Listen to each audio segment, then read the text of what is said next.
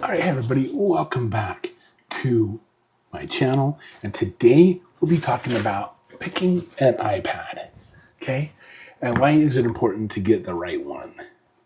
And that's coming up right after this.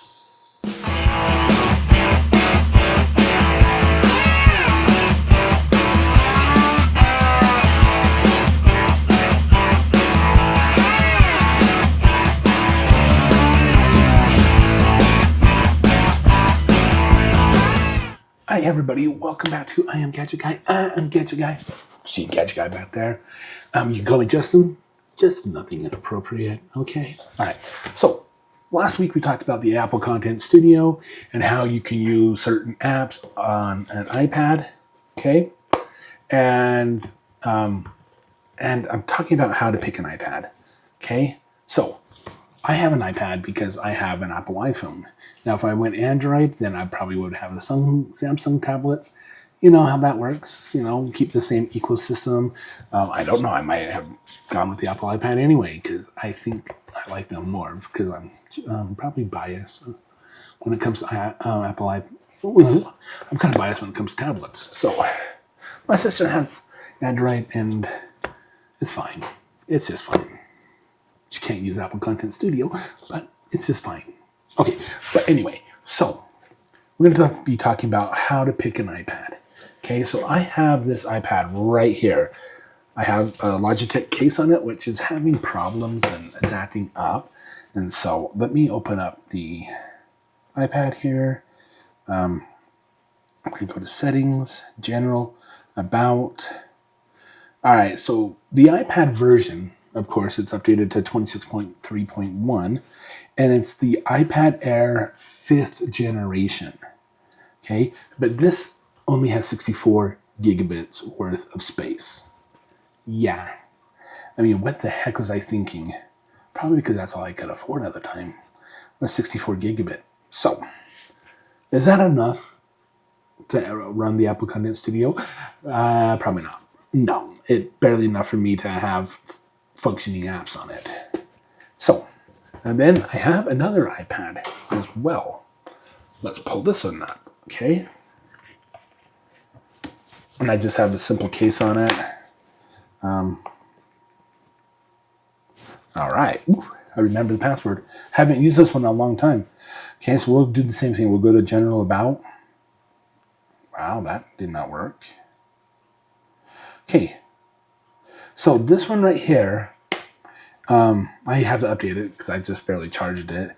It's got 18.6 on it, and it is the iPad 9th generation, and it only has 64 gigabits as well. So this right here is 5th generation, and this is the 9th generation.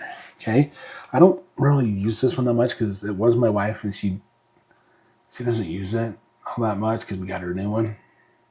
So yeah, I just took this one and I just charged it up. So I will have to update it and everything like that. So let's go ahead and let's talk about why picking the right iPad is important. Okay, yeah. See this one. First of all, this next generation, it does not have a fingerprint scanner, which is kind of odd. Because this one right here does.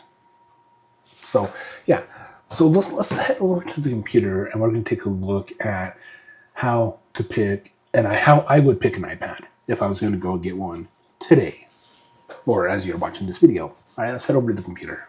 All right, so here we are at the computer right now. Right now we are here in Safari and we are looking at Apple.com, and it's Mother's Day coming up now. And what better gift to give your mother than an Apple device? I'm just kidding. I'm not plugging Apple or anything like that. Okay, just Mother's Day when it pops up here. Okay, so we got the iPhone, we got the MacBook Neo, we have the iPad Air. You know, we have the different options. But let's go back up here and let's click on iPad. Okay. And we have a big lineup. We have the iPad Pro, the iPad Air, the iPad Mini. So what you're going to have to do is you're going to have to pick an iPad that best suits you. And for me, it's either the iPad Air or the iPad Pro. Okay, so what we're going to do is I like the iPad Air. Okay, so let's go ahead and I'm just going to take a look at the iPad Air really quick. Okay, we're going to jump over here to buy. Okay, so when we're looking at the iPad Air, actually, let's go back.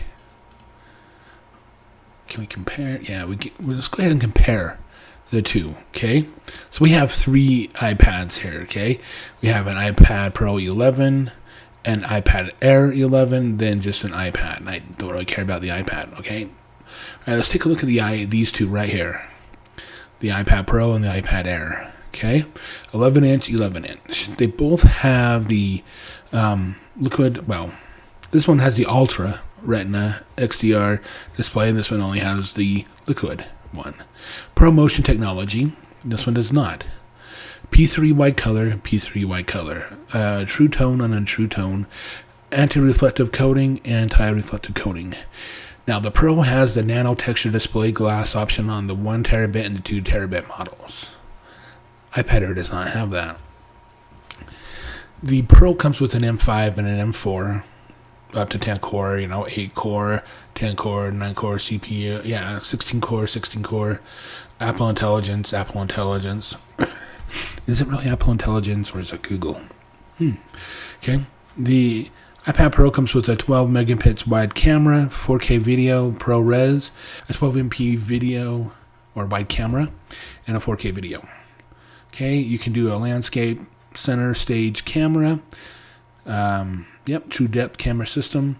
This one, the iPad Air, has everything as well, except for no true depth. Alright, so it's got USB-C connector with support for Thunderbolt, and the Air does not. The Pro has Face ID, and the Air has Touch ID. 4-speaker audio, 2-speaker audio. Wi-Fi 7, Wi-Fi 7. 5G and 5G.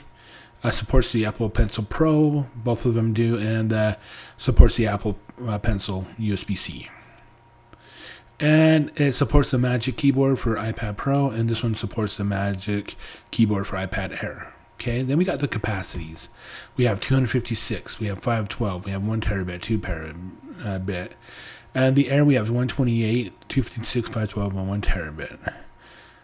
The height, 9, it's pretty even across, except for what you're looking for. Okay, so right now, I am just thinking that I will go with the iPad Air.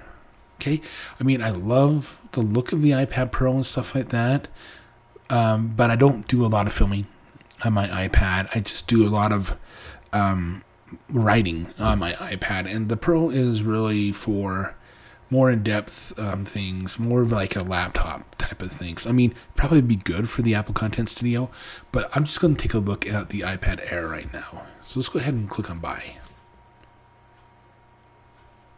So I'm jumping over the iPad Air, okay, and it's going to ask us 11 inch or 13 inch. Okay, it doesn't really matter to me. Let's just go ahead and I'm just going to keep the 11 inch. Okay, pick your finish. Blue. Oh no. Sorry. We got blue, we got purple, and we got starlight. I don't really care about any of the colors because no one's going to see it. So I'll just hit space gray. Okay. I guess you can go over here.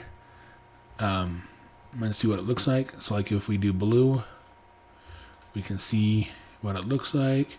Purple and starlight.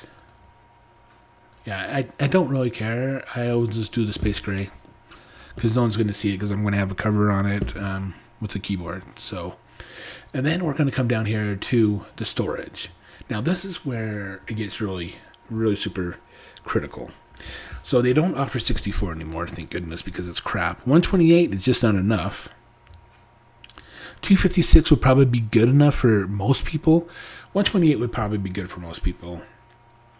And 256 would be good for people that want to do a little bit more with the iPad. But I will probably either do 512 or 1 terabit. Alright, so the difference between that is $2,000. Not 2,000. The difference between that is $200. From, let's just basically say 900, and this will go up to 1,100. Okay?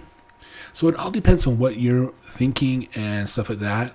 Like, I have a terabit on my iPhone, and I still have not ever used that all.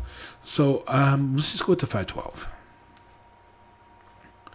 And then I just want the Wi-Fi. I don't really want to connect it to my 5G. I mean, it would be nice, but I have a hotspot for that. Okay, engravings, you can get an engravings, like you can add one, and we can just go down here and type in and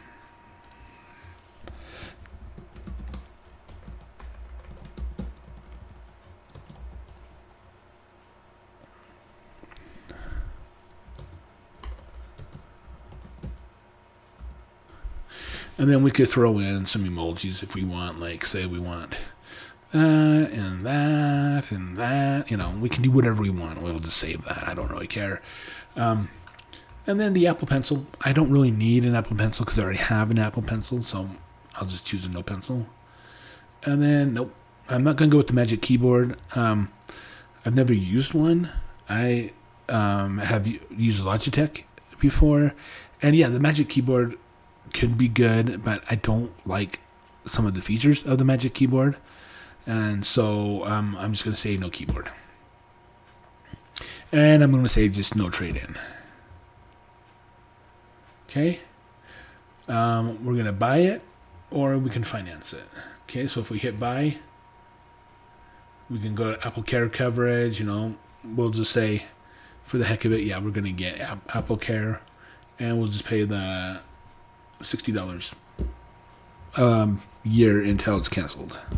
Okay, so right now we're looking at $900, $899.00. So basically $900 for a personalized 11-inch iPad Air with Wi-Fi, 512 gigabit space gray. Okay, and yeah, it will tell you, you know, $899. And so, yeah. Is it good to go? So let's head back. Okay? Let's go back. And let's just say we're going to buy the iPad Pro. iPad Pro, okay? I mean, 11-inch or 13-inch. We'll just stick with the 11-inch. Okay, we're just going to pick space black. I don't really care. We'll do the 512, just like we did before. Standard glass. Wi-Fi. No engraving, because it doesn't cost anything. No Apple Pencil. No keyboard. No trade-in. Buy. Apple Care. We'll just do the plus. We'll do the...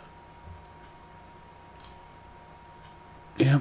And so right there, this one's $1,100. So it's not that big of a difference.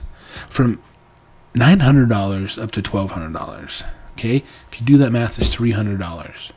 Okay, you can get a better iPad and stuff like that, but it all depends on what you are going to be using it for. Okay? I would love to use it for like the Apple Content Studio, writing and stuff like that, to get I do a lot of my blogging on the iPad because I can take it anywhere with me. It's portable. My MacBook is usually hooked up here to my desktop, and so I only take my MacBook when I go on vacation and I need to do videos and stuff on it. But with the videos and stuff like that being on the iPad, I don't know. And so, yeah, it all depends on exactly how you want to use your iPad. Let's jump back over to Justin on the camera, not computer. All right, so basically you just saw the process I was going to go through to get a new iPad. Okay, and yes, I would get something not 64, not 128. I would probably get either the 512, or I'm stretching it to get the 1 terabit. Yeah, a lot of people are saying, well, everything's on the cloud. Yeah, everything is on the cloud. That's what I thought. But this is full. And I only have ability to run maybe 20, 25 apps that I use all the time. Yeah. So, yeah. So I would at least get a 512, minimum of 512, and maybe the maximum of a terabit. I don't think I should go over the terabit. A lot of people are going, yeah, go more and more. Yeah. I don't know. I'll have to break it down, maybe look at it and stuff like that. But that's what I would do. All right, guys. So if you guys like this video, give it a thumbs up. I would really appreciate it. And also, hit that subscribe button down below, comment on the video, hit that bell notification so you'll be notified of when I put out another video on May 7th. So my next video will be out on May 7th. And I'll be talking about my gateway. Okay, I did a home network video a while back. All right, but I'll be talking about the gateway I use for that internet, for my network. Okay, and that will be an interesting one. So yeah, like the video, subscribe to the channel, leave a comment, hit the bell notification. Oh heck, you can hit the share button. That'd be awesome. All right, guys, I appreciate you guys all coming and watching the videos. And until the next one, I will see you later. Bye.